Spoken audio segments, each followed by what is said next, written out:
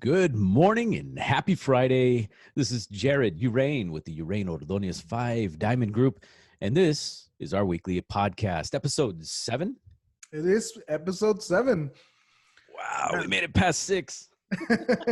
7 weeks of our podcast. I hope that everyone has enjoyed it. I hope everyone's gotten some benefits out of it. So we'll keep doing it. And not only have we had some cool guests on the show so far, but we've got some pretty cool feedback so far. You mentioned a couple of them this week. Yeah, a buddy of mine reached out, said that he's definitely enjoyed listening to some of the advice and tips from our guests. So yeah. Well, I'm loving it, man. We've talked about it quite a few times. We've tried a couple of attempts. This is the first time we can actually say we've got some consistency to it and having fun doing it, man. So today's episode is It's Time. Affordable housing and the moratorium on evictions, forbearance, and foreclosure. Man, that's a tongue twister. Sounds boring, but we're going to try and do our best to make it interesting because timing is everything when it comes down to this.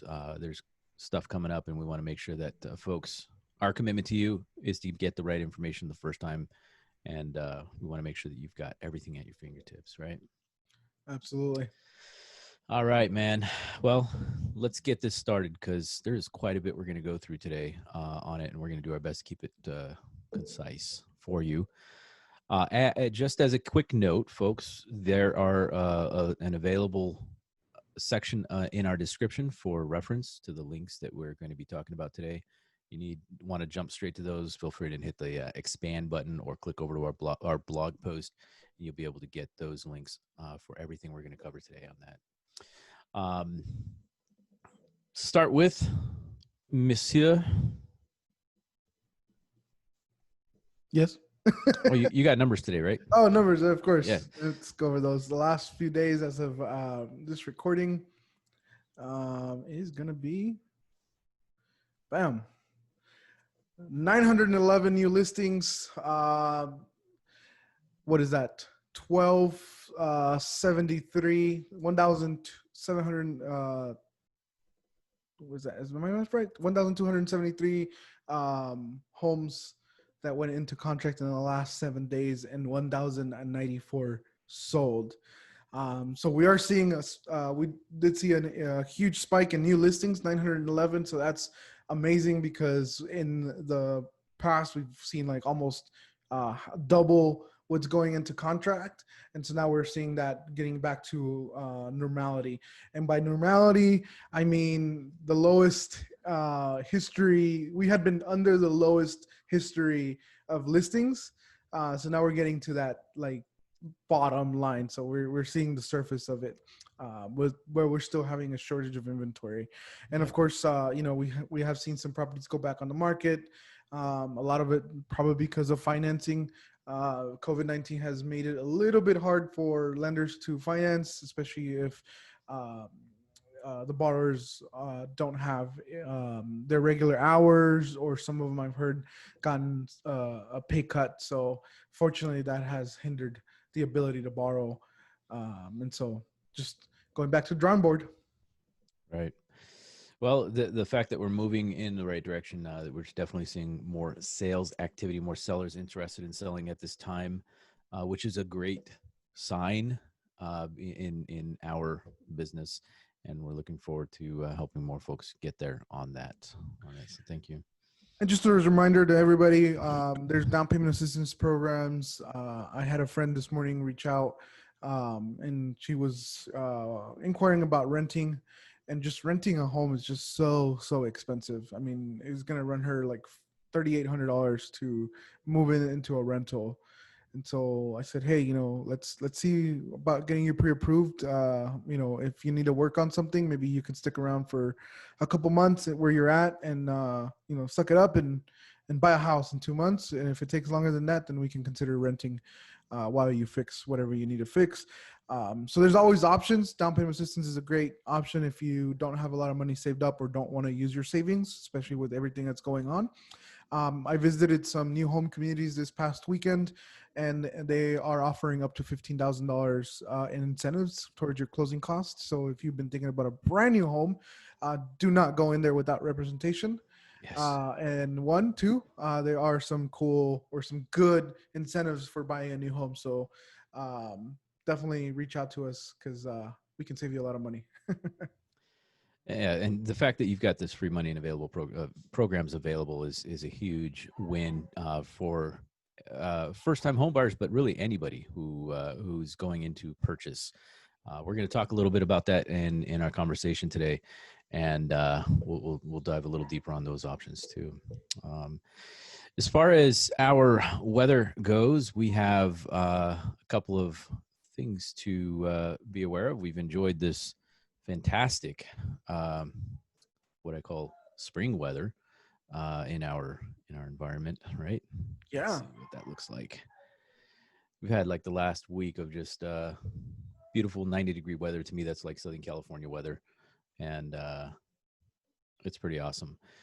But we're going to head back into that hot little spell next week, and we're going to see them up in the low 100s. And this weekend should be perfect for our whatever you're going to be doing holiday weekend. So Good that time is for going to be barbecue. yeah, good barbecue. I'm curious to see what people's response is going to be to that to this weekend. Yeah. After everything has been going on, but Well, with Arizona and California closing down, we are seeing a lot more people coming in, traveling in. So just as a reminder, everybody be safe. Wear your masks. It's not that hard. It really isn't. it really isn't. Really Yeah. isn't. I mean, you just shared the video about the possible well, let's say the possibility. What if there was a federal mandate of mask covering? What impact would that have?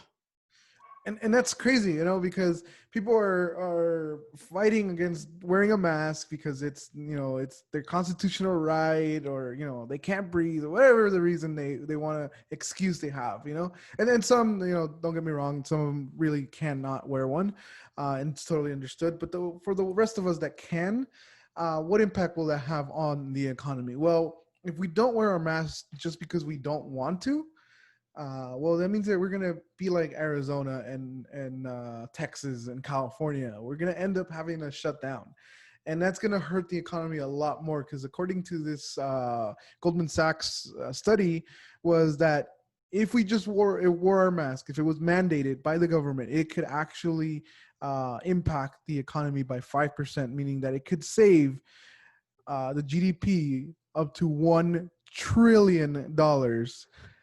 So if you don't want to do it, By one little cloth covering, if we were all required to do it, right? yeah. So if you don't want to do it because you don't want to, at least do it for the economy. Do it for your job. Do it for other people. And again, back to what I had said.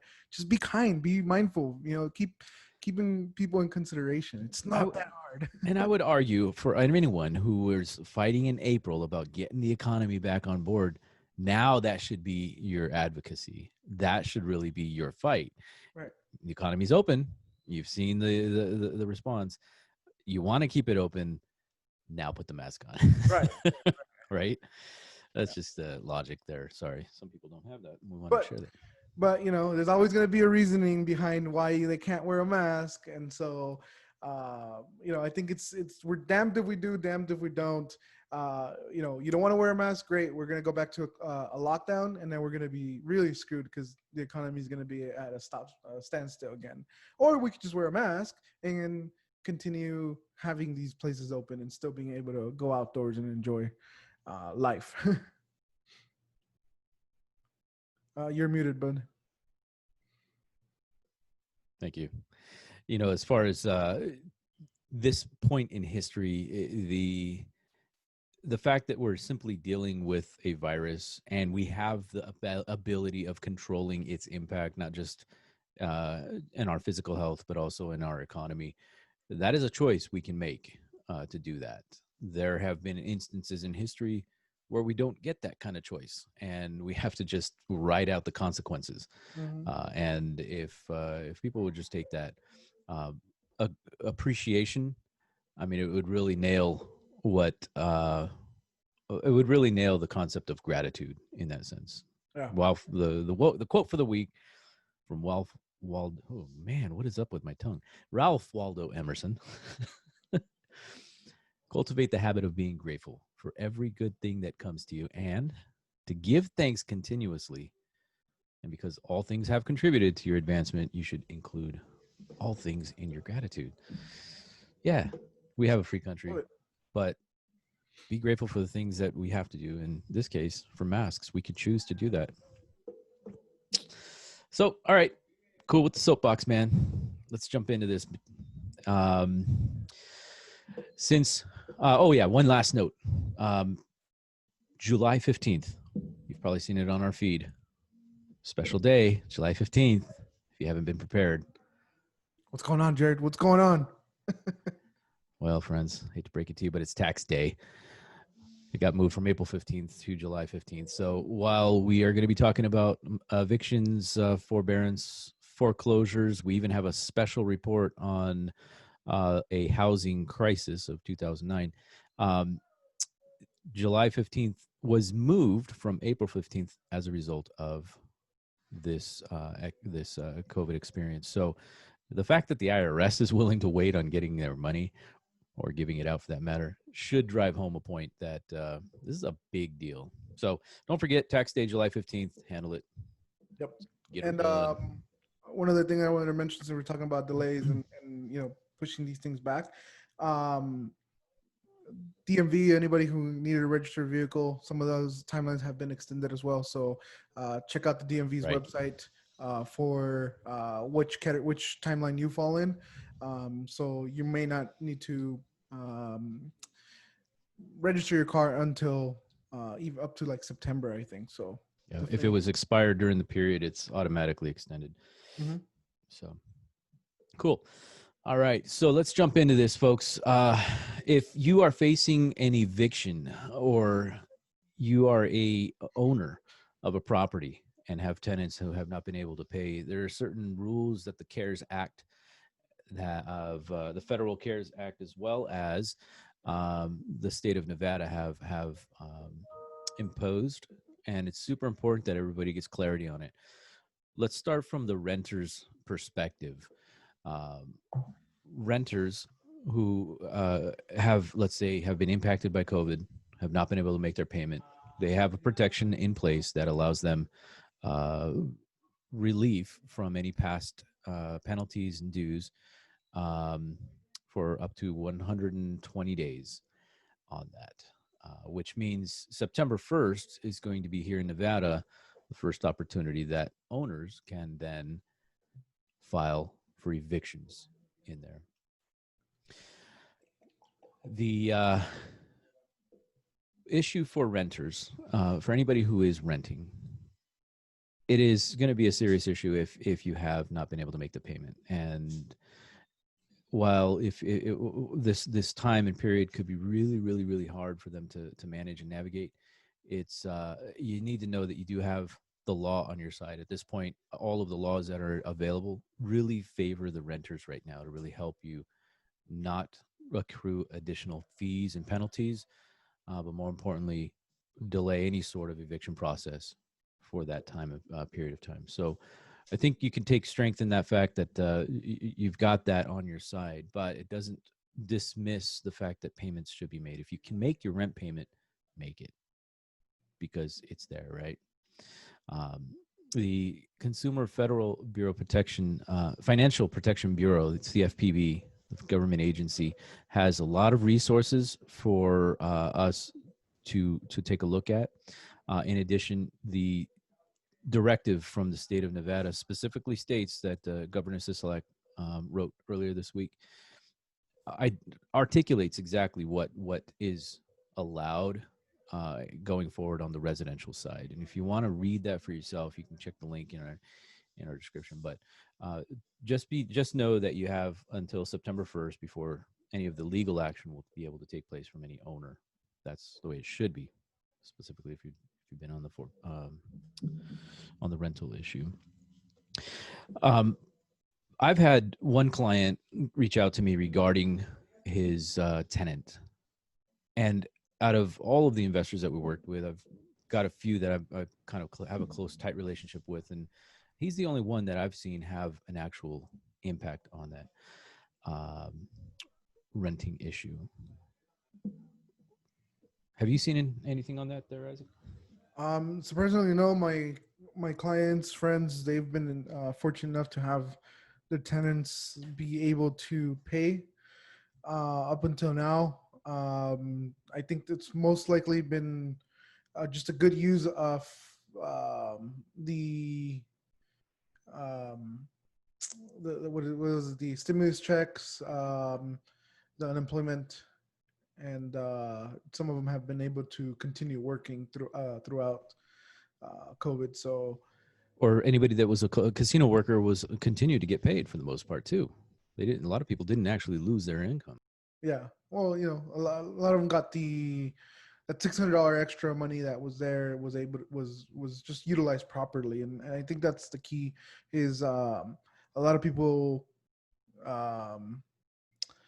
just misuse that money.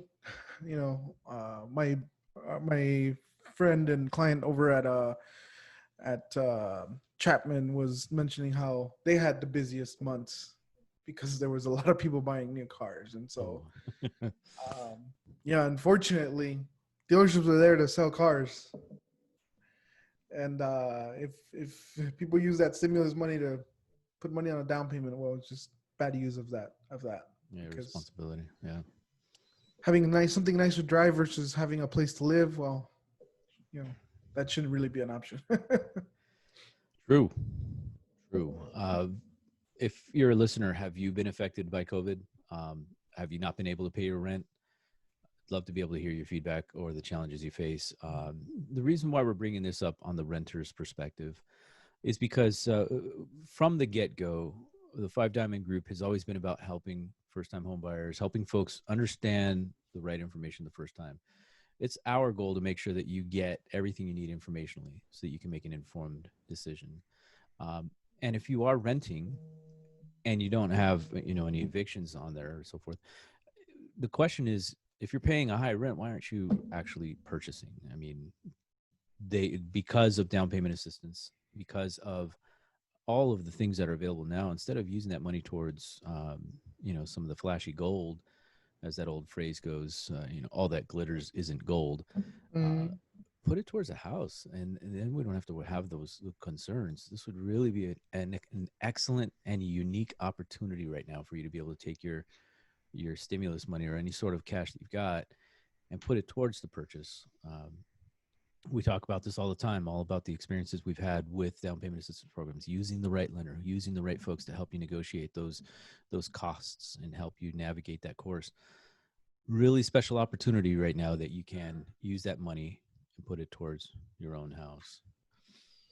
Yeah, I was just talking to a friend yesterday, regarding, just building wealth through real estate, and he saw that early on, and he bought a house and sold it a couple years ago, bought a new one, and he was just like, he made a lot of money on the sale of his house, and he was just dumbfounded with how much money or how easy it was, and how cheap it is, because compared to what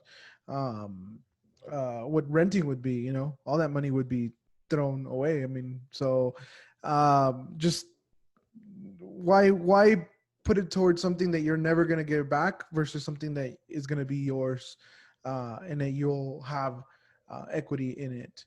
And so, yeah, just, flashy gold or flashy glitter, like you say. Yeah. Yeah. So as far as as far as a renter, if you are currently renting a property, really take a look at that. And if you have family members that are in that situation, strongly encourage them to take a look at this video or check out the links that we've got below. The current situation is that you have at least a window of time to be able to get yourself prepared and possibly purchase a house. You have an eviction really doesn't impact your purchase ability. Let's put it like that. It will impact your rental ability. And if you feel that that's going to be an issue, this would be a really good time to reconsider that. and if you've got the money and or cash in hand, or if you want to go in with family members, what better way to start that new chapter than having a support group around you, surrounded by friends and family who have the same goal, you know? Um, go ahead. But if you are renting and you've had a loss of income, there is help. So there is a grant right now. You do have to go through a pre-qualification by July 31st. So that's what, 29 days, 28 days left. Right. So we'll have the link there below, but there is a list of what um, the requirements are to be able to apply. So just go through it if you fall in this category. Definitely help out because it could give you up to like 3 months worth of Yep. rent 3 months paid worth of rent. paid directly to your landlord, or so that way that's taken care of, and you could worry about the other things the other expenses that you have. That's correct. So this is the Housing Assistance Program from the City of Las Vegas. There are qualifications, eligibility requirements, as well as income requirements. But at the end of the day, if you need that assistance, the City of Las Vegas has provided that for you here. In addition, Hope Link of Southern Nevada has additional resources for you to be able to reach out for rent, mortgage, utility, and other assistance available. Absolutely take a look at those. If you need more information, of course, you can reach out to us directly. We'll be able to get those to you on that. So one way or another, the next couple of months are going to be an interesting time in our housing here locally. And it's more important than ever to be able to reach out and share that with those of our neighbors who need some assistance on that.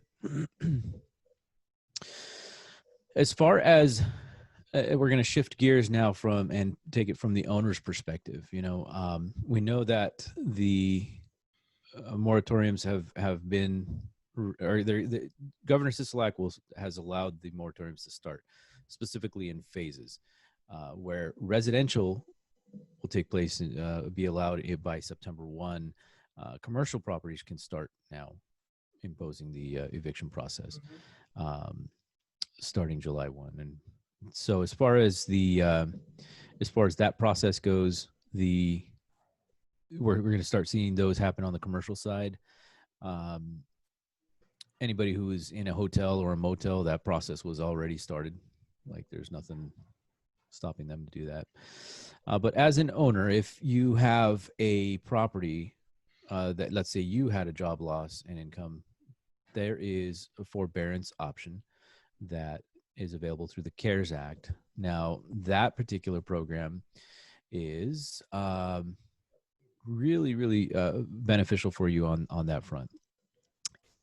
In this particular instance, typically, forbearance means you're going to take your payment and they're going to put it on the backside of the loan. And the penalty that usually has, A, if the lender will do it, is B, they'll usually report it on your credit report and you won't be able to qualify for any sort of lending for 12 months. As a mandate from the CARES Act, you can request the forbearance and it can be requested either on the backside of the loan or at the end of the period of time that you can't pay. And then you can get it reinstated without penalty and you can immediately qualify for a loan. So let's kind of put that in real life scenario, right? If you're a homeowner, you lost your income and you reached out to the lender, request forbearance, you get your income through unemployment or you're able to get the funds to be able to catch up on your payments and you reinstate your payments with your lender. Nothing has really changed for you in that sense. You can literally sell your house, purchase a new one, qualify for a loan, and you're good on that front, right? And go from there. And that's different than it was before, which is really, really, handy as far as being able to navigate this current period of time, right? Yeah, absolutely. But if you are now a homeowner with an investment property, well, there's a whole set of different rules for that. The CARES Act will allow borrowers with a federally backed investment home, let's say a multifamily mortgage, they can request forbearance for up to 30 days with 2 30-day extensions. Any tenants that are in there cannot be evicted for non-payment or rent or back fees or any of those. And they would be able to then, at the end of that, let's say 90 days, have to catch up. That particular issue is one that we're going to be paying attention to, because while the rent relief is a great handy tool, and while the forbearance aspect of it is a really handy tool for folks under a distress situation, homeowners specifically, this gap for for owners who own investment properties is going to be an interesting little issue, specifically because if they have received an extended delay, their out-of-pocket expense is due before they can even start collecting anything. There's a gap there of about 30 to 60 days, which means banks can technically file foreclosure processes on these investment properties. That would be the first wave of foreclosure activity that I think we're going to see most likely towards the end of this year on Q4. And that is, I think, what people might be looking for in terms of, investment opportunities and so forth. If you're let's call it an investor who owns one or more properties, or let's say a multifamily property, and you are behind as a result of people not paying, you need to be prepared. You need to get ready to figure out how you can navigate that course right away, because these rules will be relaxed as we move forward, and it's going to have a pretty heavy impact on a certain group of folks. And just something to keep in mind is for those looking to buy or wait for these good deals, is keep in mind that a lot of these investors are going to have equity, so they're not necessarily going to be foreclosed on. They're just going to be forced to sell, and because they're going to have some expenses, and they're going to have the delinquency of the payments, they're going to want to maximize on his profit. And so they're not necessarily going to take, the lower offers or the low ball offers. They're going to still want close to what it's worth. And so if you are going to see some negotiation, it's going to be very minimal. And so just keep that in mind. I have one specific buyer that thinks that, everything can be offered $30,000 or $50,000 less, and that's just not the case. Especially if you're asking for closing costs, you cannot, right. Offer less than 30,000 or 10, 15. You're gonna have to come in pretty strong offer, because there's gonna be another buyer that's not in that position, that doesn't need closing costs, and then they can negotiate a little bit down, but not significantly. And you nailed it right on the head, Isaac. There are certain factors as to why this does not equate to a housing crisis. Yes, it might see an increased activity of notice of defaults and filings. It does not translate into a housing crisis at this moment. And the reason being, equity position. Correct. More than most investors that are cash buyers, like these corporations, they own them free and clear. But a large percentage of these homes are also owned by as second homes, and they're renting them out. And if they can't afford 2 and 3 mortgages at the same time to cover those costs, well, then they're going to have to resort to the alternative option, which in this case is still selling. But that still doesn't mean that you're getting a bargain, and because of the equity that they have accrued over time, right? Yeah. And their ability to sell is going to be their advantage in that sense. So when you take that and you add our inventory numbers that you just said, if anything, what does that equate to? Add more inventory, it actually kind of helps us correct the market, gets us back into a healthy state, right? Because we need more inventory. And the 2 key points from your phrase right there was correct it and healthy.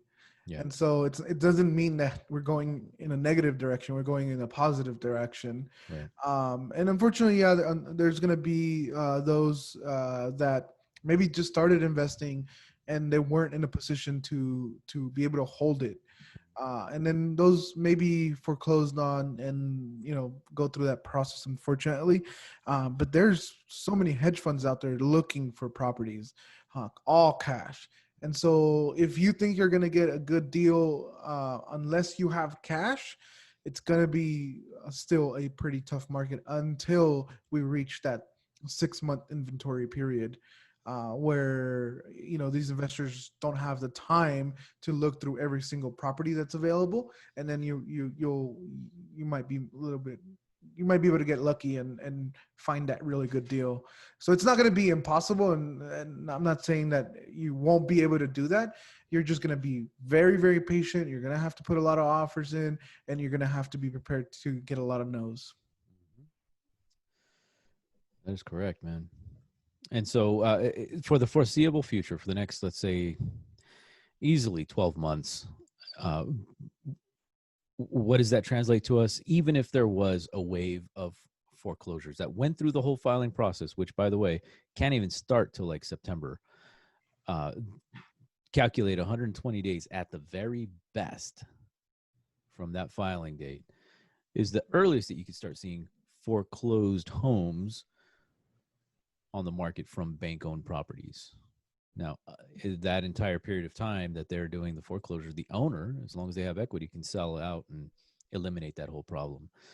And so that is why for the next 12 months, because of our limited inventory, not just locally, but nationwide, any sort of activity on our pipeline is going to be a positive thing for us. And so that kind of jumps into our special report. A couple of years ago, I did a quick study of the 2009 crash. And the reason why I did that was because my wife had bought in January of 2006 her first house, and it was a fixer-upper at $282,000. And when we ended up selling 5 years later, 6 years later, the price difference was almost $200,000. And I needed to understand why in this business would that happen. The peak of the market when it comes to all of the activity that took place leading up into that was in January of 2006. And the bottom was in June of 2010. From peak to the valley, that was a 63.5% drop. And it took almost a little over about 4 years to get to that point. The inventory, the amount of inventory that they had here in Las Vegas on average was about 9 to 10 months. Nationally, it got as high as a year, 12 months.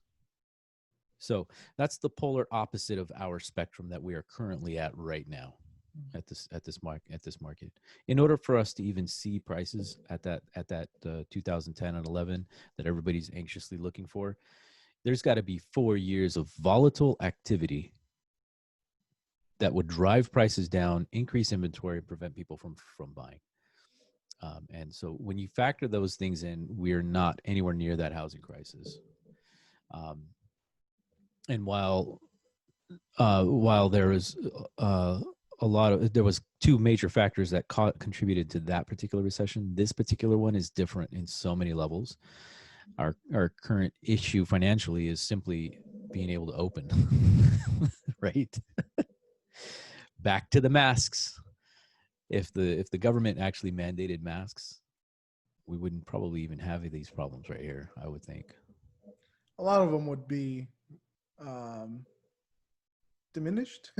Minimized, yeah, very good. Minimized, yeah. So yeah, and so back to the numbers we did on our special report last week with the market update. 60% of the homeowners have plenty of equity. Of that percentage, a good 30 or more percent of them have 100% equity in their home. So anything to encourage a drop in home prices is just, it's not there at this time. Mm-hmm. It's not there. We'll keep an eye on it. We see, some other things to topple it. Well, that's, that'll be in the future, but we're definitely not there. We don't see a systemic challenge or a systemic issue on that.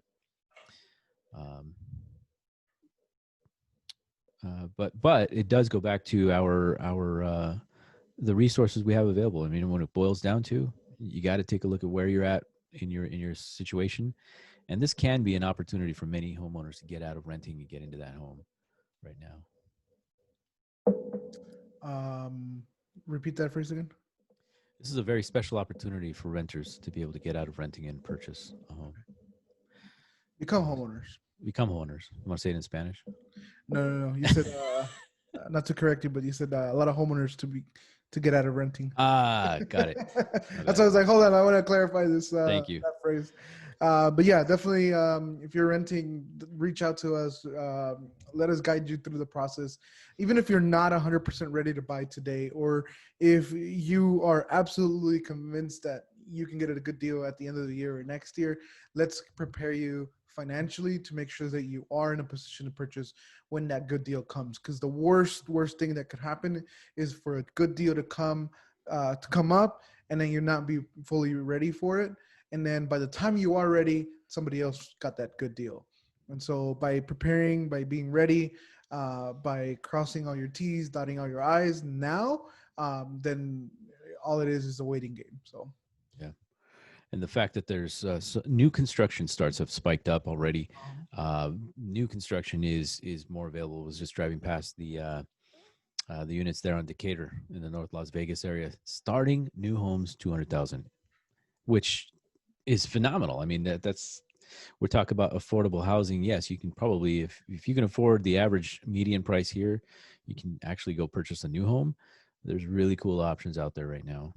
And if you're doing a new home, what's the recommendation, man? If you're thinking about doing a new home, don't go in there without representation, right? Absolutely. I had, I think I mentioned this before, but I had a client that went in there just to look, nothing more.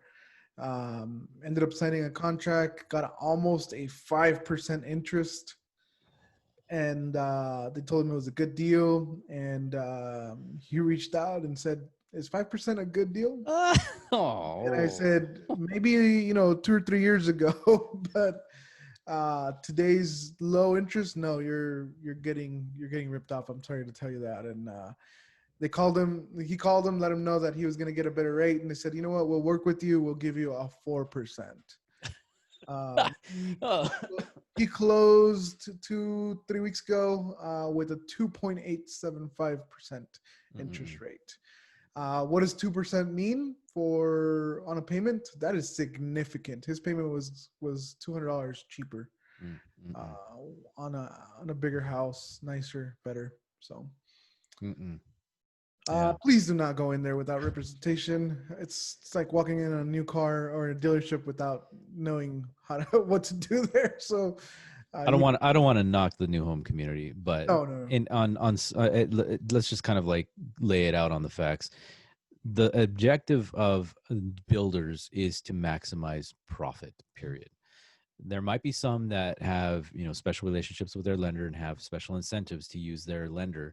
But as a buyer, you're not necessarily obligated. You have the option to choose. And at the end of the day, you need to recognize what your vision is of an excellent payment, new home and in that environment.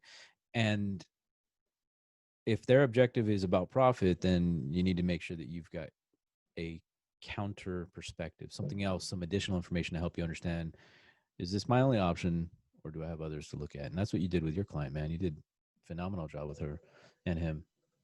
And something to keep in mind is that the builders, the employees there work for the builder. Their interest is their company's profits and margins.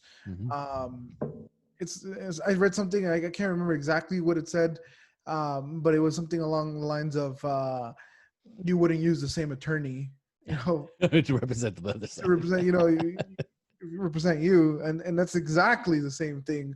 When you're going in there, you wouldn't want to have the builder's rep representing you, because all they're caring about is to make sure that they make the most amount of money. Their just job is to make sure that you sign on dotted lines. And sadly, there's some that they don't care whether you understand what you're signing or not, which is not right, especially when you're representing both sides. So, Yeah. Well, there's a lot more to all of these subjects. We've barely scratched the surface on them, but the goal here was to just in a nutshell, let people know what to expect, regardless of what position you're in. We want you to know that you have options either way, and we'd love to be able to help you informationally, help you direct you to the right resources, whether it's rental assistance or using your situation right now to purchase. If you are a homeowner and you are in a position where you need to get some relief or somehow let a property go, what are those options and how to navigate that? Um, Whatever they are, you can find all of the links to the resources we've talked about here this morning on our blog page. And of course, at the end of the day, feel free to reach out, direct message, whatever you feel is comfortable, and we can help you on that too. Did I miss anything, sir? no, I think you covered it all. Nailed it. Dig it. Well, that puts us right on time, buddy. I think if you got nothing else, ready for the ending? Did you talk about our sponsor? This episode is brought to you in part, actually in full, by the Uraine Ordonez 5 Diamond Group. We are a group of specialized agents helping buyers on the residential side and sellers find out what the next chapter of their life is and help them fulfill their vision. Our goal here is to help you get the right information the first time, and we'd love to be able to talk to you. No obligation to be able to understand your situation better. So thank you for listening. We're out. That does it for this episode of the Uraine Ordonez 5 Diamond Group podcast, episode 7. Title, where are you at? Affordable housing and the moratoriums on evictions, forbearance, and foreclosures. We hope you enjoyed this episode. And if you liked it, please feel free to click the subscribe button below so you can get notified of our next video. If you have questions or comments or suggestions, feel free to drop them into the comments section or send it directly to us. We are available on all of the social outlets. Regardless of which one it is, we will do our best to get connected with you directly. And we look forward to talking to you more. Thank you for listening. Hope you have a fantastic day and make it a wonderful one. See you guys next week.